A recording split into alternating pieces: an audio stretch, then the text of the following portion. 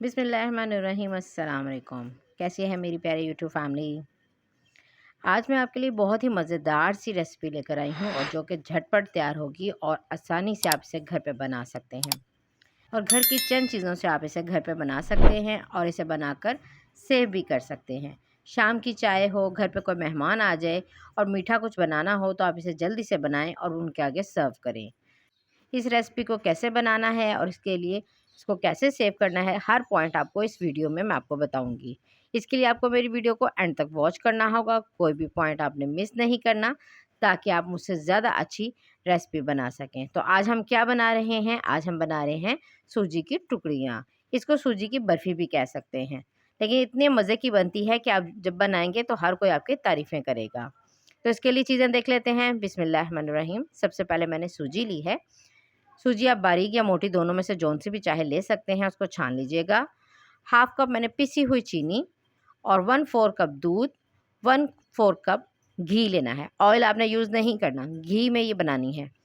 उसके बाद मैंने 2 टेबलस्पून लिया है नारियल, 2 टेबलस्पून बादाम, 2 टेबलस्पून मैंने किशमिश।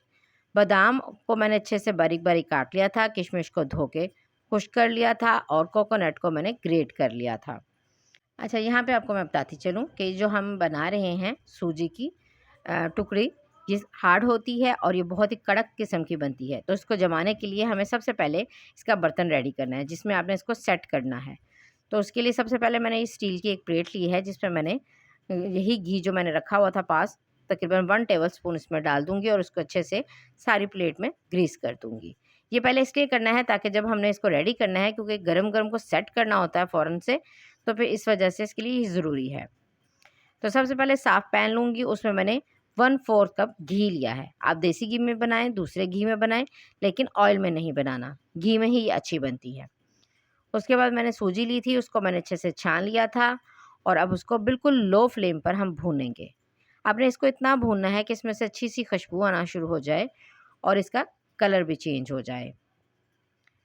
मैं बिल्कुल लो फ्लेम पर इसको भून रही हूँ, तकरीबन मुझे 5 से 7 मिनट लगे हैं इसको भूनते हुए, ताकि इसकी अच्छी-सी खुशबू भी आ जाए, इसका थोड़ा-सा कलर भी चेंज हो जाए और इसका कच्चापन भी ख़त्म हो जाए।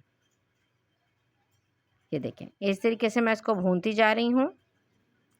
इसका कलर भी देखें चेंज हो गया है और मुझे 5 से 7 मिनट हो गए हैं भूनते हुए। अब हमने इसमें जो पिसी हुई चीनी थी, वो भी साथ में मैं डाल दूँगी और साथ में किशमिश डाल दूँगी। चीनी अगर आप साबुत लेना चाहें तो वो भी ले सकते हैं, लेकिन उस पे थोड़ी-सी आपको मेहनत ज़्यादा करनी पड़ेगी। इसलिए मैंने ये पिसी हुई ली है कि ये जल्दी से मिक्स हो जाएगी। अब चीनी को भी डाल के उसको भी अच्छे से मैं मिक्स करूँगी। ये आप देख सकते हैं कितने अच्छे तरीके से ये मिक्स हो रही है।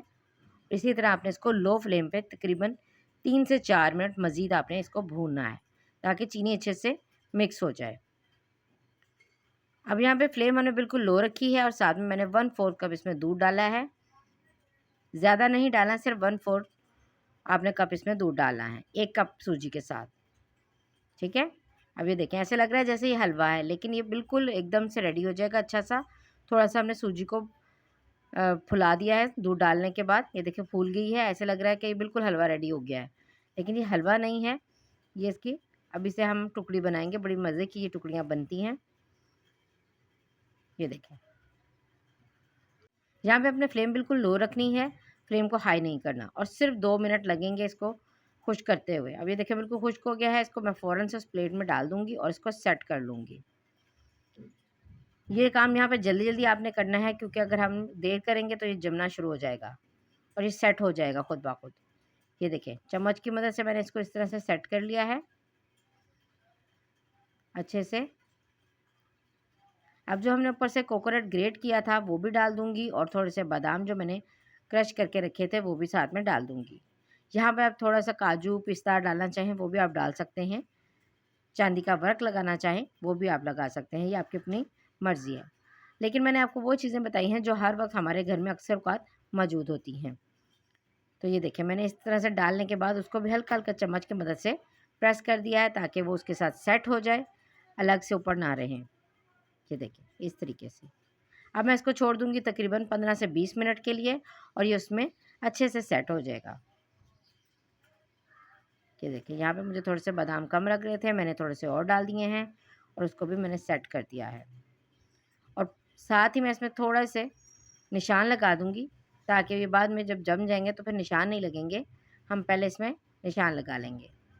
आप अपनी मर्ज़ी से इसकी कटिंग कर सकते हैं, स्क्वायर कट करना चाहें, इसका आप ट्रायंगल में कट करना चाहें, या आप इसको सर्कल में कट करना चाहें, ये आपकी अपनी मर्ज़ी है। मैं इस तरीके से कटिंग इसकी कर रही हूँ, ये देखें। इस तरह से मैं निशान लगा दूँगी ताकि जब हम बाद में इसको निकालें तो हमें मुश्किल नहीं हो। अब इसको मैं छोड़ दूँगी तकरीबन 15 से 20 मिनट के लिए। ये देखें हार्ड हो चुकी है। अब मैं आपको एक निकाल के पीस इसका दिखाती हूँ। ये देखें इस तरीके से, ये देखिए कितनी अच्छी सेट हो चुकी है। ये आप देखिए, वाओ! कितनी ज़बरदस्त इसकी लुक लग रही है।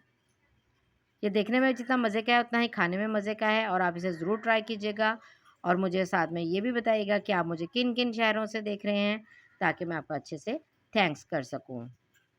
और साथ ही साथ मेरी वीडियो को लाइक, शेयर और सब्सक्राइब ज़रूर कीजिएगा, और साथ लगे हुए बेल आइकन को ज़रूर प्रेस कीजिएगा, ताकि आपको मेरी हर आने वाली वीडियो का नोटिफिकेशन सबसे पहले मिले।